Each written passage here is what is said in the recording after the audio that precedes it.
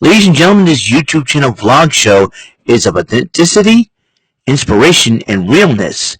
It is also about personality, good times, and fun.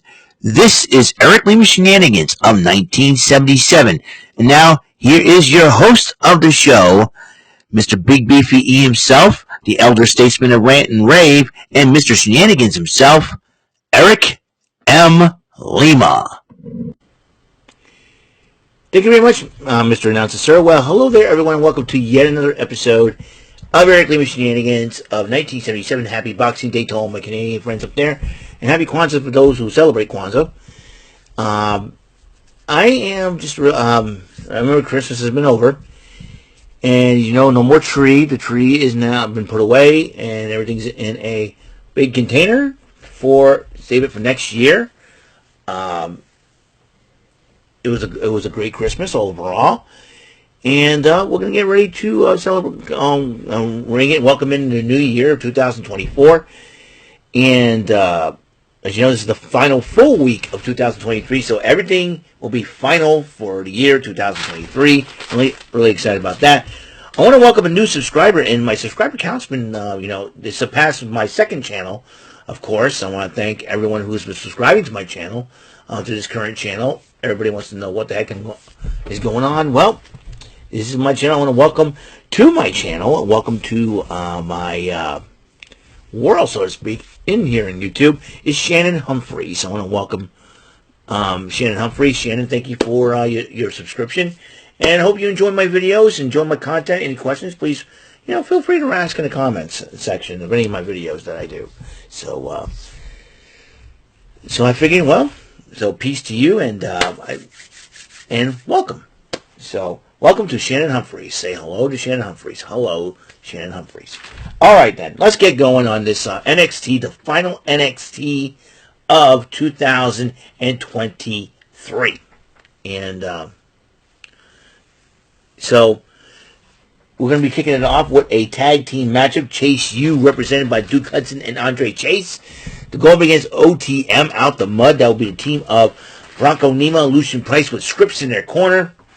This matchup, the tag team champions of Tony D'Angelo and Shane Stacks Lorenzo are watching. Now, here's the stipulation. If Chase U wins the match, Andre Chase's money will be doubled and they can pay off the debt, and Chase U is saved. However, if OTM wins, they get a tag team title shot against the champs. Well, heck of a matchup between these two teams, and OTM wins the matchup. Now they have the year-end awards for NXT. We're gonna get to that towards the end of the show and this episode. Okay.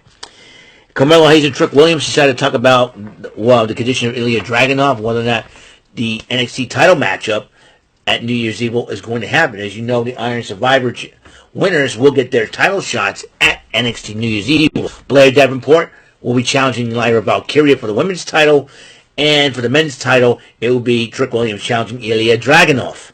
And they were talking about it, and Trick Williams, being respectful towards Ilya, says, "Hey, I want to make sure I face him 100%. I will I would consider pushing the match back." And then Carmelo Hayes says, "No, take your opportunity, man." So he goes, "You're right. We'll see what happens." So in that fashion, Ilya Dragunov will come later tonight to address that situation. Then the NXT Heritage Cup was on the line. As you know, it's 6 3-minute rounds. Once a fall occurs, a round ends, 20-minute breaks. 20-second breaks, and match ends automatically on knockout or disqualification. So it was Noam Dar defending against Josh Briggs, and first round nobody won. Second round, Josh Briggs picks up the first victory, and the third round, though, nobody picked up the victory. But during round 4, Lash Legend got involved, hits Josh Briggs in the head with a bucket, but then as Jakara Jackson was distracting the referee, Oro Mensah threw a bucket at and Noam Dar used it, but then Josh Briggs beat him to it and hits him with it. But unfortunately, the referee caught Briggs with a bucket and hitting Noam Dar as an automatic disqualification. Dar retains the title. So, actually, I was talking to Nathan Frazier about 2023, how good it was, and Nathan Frazier does pretty good. He says he's glad that Braun Breaker didn't win it, and he's running his mouth about Braun Breaker. Braun Breaker kind of sneaks up behind him. He goes, he's behind me, isn't he? and then Braun Breaker, then Frazier interrupts. Frazier challenges Breaker to a match of breakers, and we'll see how you do, right? And then Frazier looks at Axiom and goes, "You should have told me it was bad." I winked. He said, "What?" Oh, too funny. Women's action. Carmen Petrovic went up against Cora Jade, the returning Cora Jade first match back, and Cora Jade did pick up the victory, but she will have to continue to attack Carmen Petrovic. But then the lovely Gigi Dolan came to Petrovic's aid and chases off Cora Jade. It's like Cora Jade and Gigi Dolan go one-on-one. That'd be a matchup of lovely ladies, indeed. And the men's breakout semifinals, part one. Riley Osborne of Chase U, as you know, and going against Lexis King. And during the matchup, Trey Bearhill was watching the matchup as well as D. Hale and J.C. Jane from the Chase U section. And Trey Bearhill distracted Lexis King long enough for Riley Osborne to pick up the victory, and he'll be heading to the finals. Meanwhile, King and Bearhill were brawling after the match until King decided to retreat. So there are 5 awards for NXT. So NXT,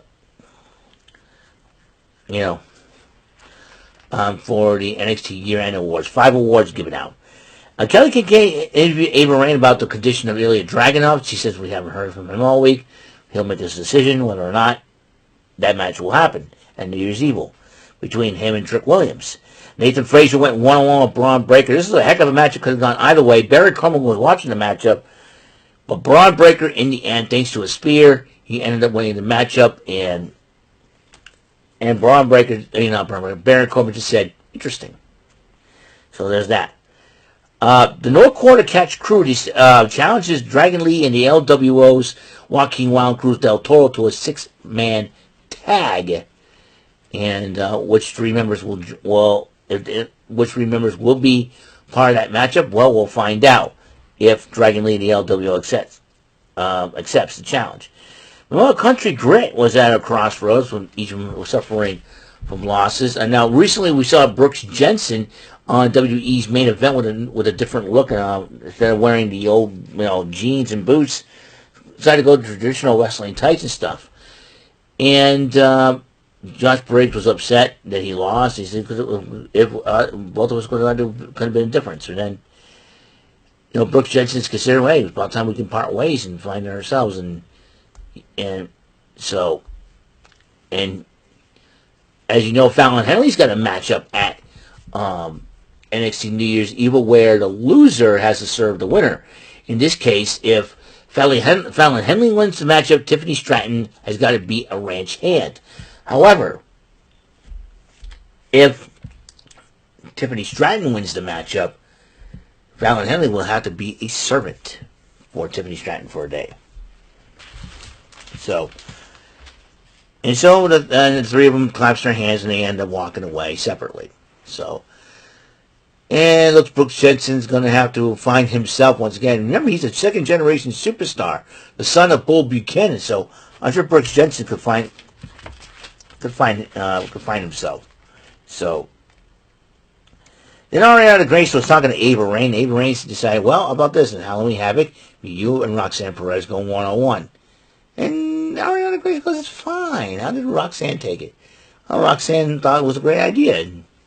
So there you go. It looks like Ava Rain's kind of like being the liaison between General Manager Shawn Michaels and the NXT superstars. That's what I've been getting out of that situation. And then Sarah Schreiber had a sit-down interview with Violet Valkyria and Blair Davenport the two talked about, about this matchup and how it didn't happen because Lyra Valkyria blew out her leg at NXT UK, and she's now, and Lyra Valkyria came up with no excuse to say, listen, it happened, but it will be you and me next week. I'm looking forward to competition, and that's what she wanted to do. Hey, she's the one that beat Becky Lynch for that title. The semifinalist part 2, Obafemi of the men's breakout tournament, by the way, Obafemi versus Tavion Heights. The winner will meet Riley Osborne. Femi did win the matchup over Tavion Heights, and him and Osborne decided to face off, and Osborne says, I need this, I want this. So, it's going to be a heck of a matchup between Obafemi and Riley Osborne. Ilya Dragunov arrived at the PC. Kelly Kincaid tried to interview him. He cuts her up and said, I'm looking for Trick Williams. Then there's the Battle of Joe's, the Joe Bowl. That's right, Joe Gacy versus Joe Coffey. Now, Joe Gacy's a little bit of a, kind of a little screw loose, acting like a total screwball, I call him Screwball Joe Gacy because he's a little in the head. But during the matchup, though, Gallus was trying to get involved, but then Hank Walker and Tank Ledger brawling with Mark Coffey and Wolfgang. And then as they were brawling to the back of, Gacy took advantage of the situation and defeated Joe Coffey. And then Kelly Kincaid interviewed the LWO's Joaquin Wilde and Dragon Lee, and they accepted the challenge of the No Quarter Catch crew and said, we're going to show them what Lucha Libre is all about. But they interrupted by an old friend. That's right. Elektra Lopez, reunited with her running buddies from the Legado del Fantasma. That would be Joaquin Wilde and Cruz del Toro, and they say they're proud of her and all this. And then she introduced her to Lola Vice. Lola Vice is like holding the women's breakout tournament contract, and she's like, feeling lost. So, if I were Lola Vice, I'd bide my time in that situation. So, we'll see what happens there. But then the final matchup of the night, the main event matchup, the underground match between Eddie Thorpe and Dijak. As you know, the only way you win, there's no ropes, only when you win by pinfall or submission. And after a hard-fought matchup, Eddie Thorpe won the match. Then Ilya Dragunov and Trick Williams sat down, and there's a contract signed, and as Dragunov goes, match is on, nothing's going to stop me. I'll see you next week. So, let's get to the year-end awards by NXT. The year-end awards. NXT Tag Team of the Year, the Creed brothers, who have come a long way. So, congratulations to the Creeds. They started off the year in NXT. Now they're on Monday Night Raw. The Female of the Year is none other than Tiffany Stratton, and she had a breakout year. She ended up winning the NXT Women's title, even though it was defeated by Becky Lynch for it. But it's like Tiffany Stratton is trying to go back to the Tiffy top, shall we say. And NXT Male Superstar of the Year, Ilya Dragunov, the NXT champion. Excellent job. Now, the match of the year is Ilya Dragunov challenging Carmelo Hayes at No Mercy for that championship, which Dragunov did win. And then the moment of the year, The Undertaker's debut on NXT. That's right. Undertaker made his NXT debut, taking care of business with Braun Breaker. So that is all the time we have on the show for the final NXT of 2023. We're going to go marching in 2024 with New Year's Eve next week, and it's going to be a lot of fun. So hope you guys keep in tune for that.